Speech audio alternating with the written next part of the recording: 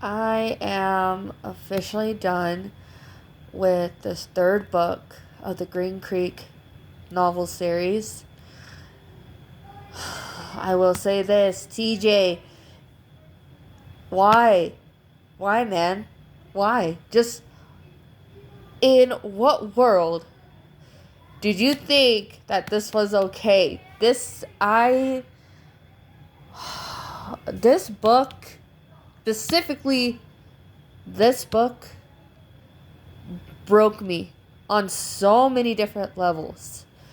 Because when I went into reading the first page of this book, I thought I was going into a backstory. I thought I was getting a sense of like, oh, this is a great security. I'm going into learning about the backstory. I'm learning more about the main character. I will get to see how he progressed in the in the pack of the Bennetts. When I finished that first chapter, I was in a world of hurt. I was confused. I was lost because your second book ended on a cliffhanger, dude. Mind you, I was left on a cliffhanger, and I thought, oh, I'm gonna pick up the third book, and it's gonna start off with a backstory. It's gonna bring me right into the present. No, I cried so many times during this book. To me, this book is a 10 out of 10. It should not be this good. I'm telling you right now, TJ, I love your books. I am on the question of me asking why. It's because I did not think I would be hurt, nor more like upset with this book. I did not know I was going to be so passionate about this book. I'll be honest. I did not know how passionate I would be about this book. But you impressed me once again.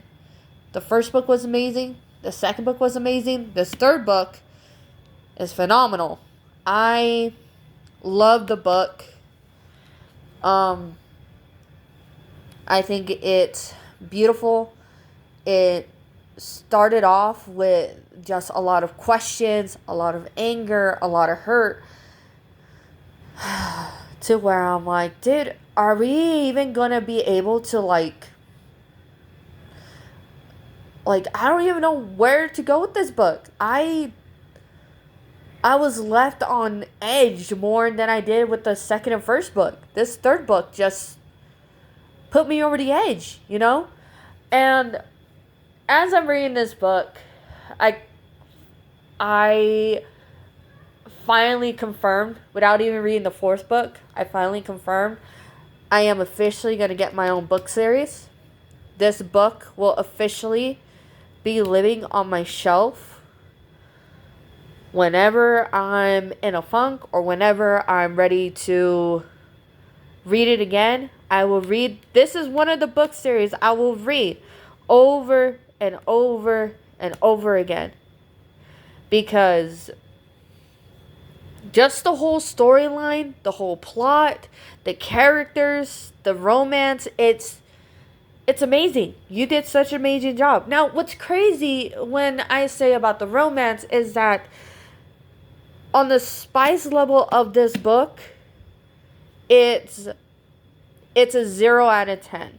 There is no spice level. But the romance of what couples go through, like in this book, the main character, he basically got his memories wiped by Gordo's dad, who's a bad witch, and he's basically forced away from his home, but he doesn't realize he's forced away from his home. He's forced away from his mate. He's forced away from everything he loved and everything he remembered. His mind is in a blank to where he doesn't know what is true and what is not. Think of it as PETA. Think of it as PETA in the Hunger Games, where he is questioning whether Katniss is real, whether the romance is real, whether whatever he'd been through is real or not real. That's essentially where this book put me. I did not think that this book would make me feel that way. Because like I said, I go into this book already in the mindset of that I'm going to get a backstory. We're going to meet him. We're going to meet the Bennetts. And then we're back into chaos. No, at the beginning of the book, the first page, I thought, oh, hey, backstory. That's just the first page. Mind you, that's just the first page. That's just the first page of the book. That's not even the first chapter. That's the first page. But once I finished the first chapter of the book, and it got to like a timestamp and a time frame, that's when I was like, oh my God, this is PETA all over again. This is PETA all over again with Katniss. And, you know, essentially, Robbie escapes the pack that he was forced to live with. He runs off. He finds his original pack, but then he has to build up from ground zero all the way to ground up. Because while he was under the control of Gordo's dad, Robert Livingston, he did not know that he potentially killed 2 of his pack members and an Omega that they were trying to save. He did not know that happened. So as he's going through all of this, Robbie's telling him that's his love interest. This is Kelly and Robbie. Kelly is his mate. Robbie is the one that lost his memory. Kelly is trying to help him, figure out, like, hey, just so you know, this happened, and then this happened, and then this happened, to where Robbie starts questioning everything. Like, he doesn't understand why he can't remember. He doesn't understand why him and Robbie are a match set. He doesn't understand anything. He's on edge. He wants to destroy everybody. He wants to go back home. It's PETA all over again.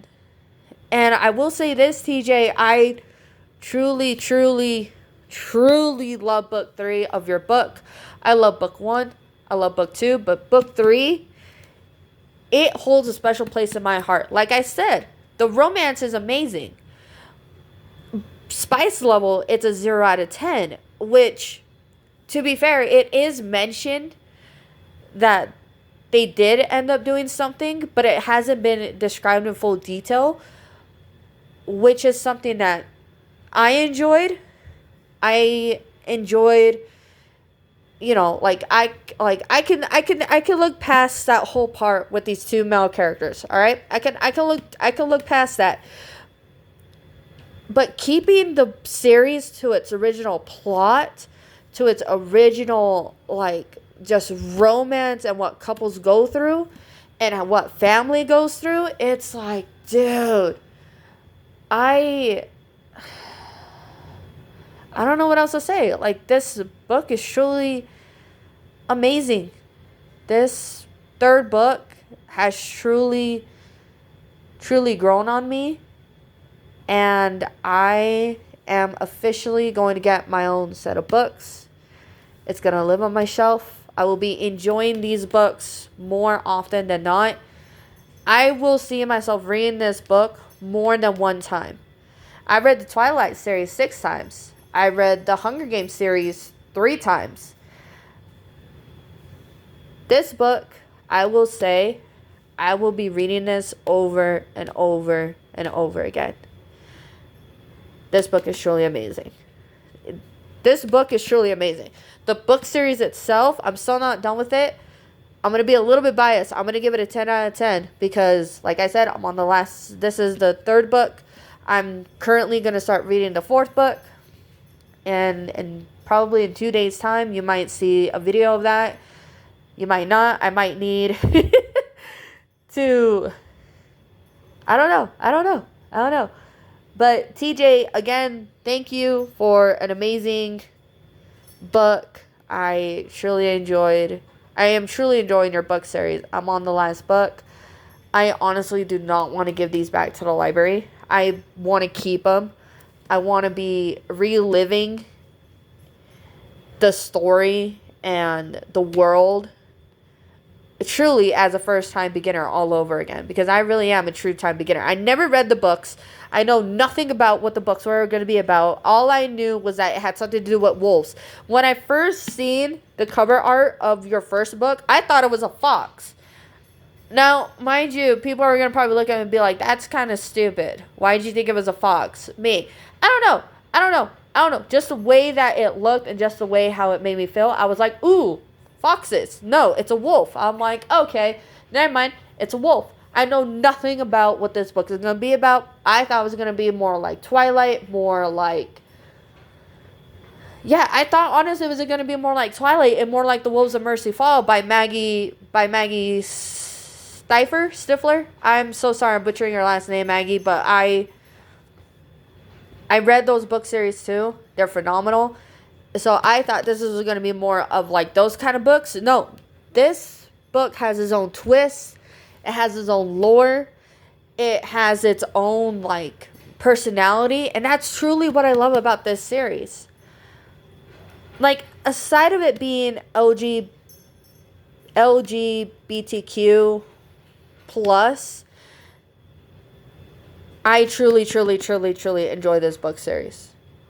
Like, I truly enjoy it. So if you guys ever do get a chance of reading the book series, I recommend that you do, because if you like romance and you like lore and you like learning about the different type of how people portray wolves, this one is really good. This one will pull on your heartstrings and our emotions like no other. So thank you again, TJ. I truly admire your book series. Yeah. Have a good night.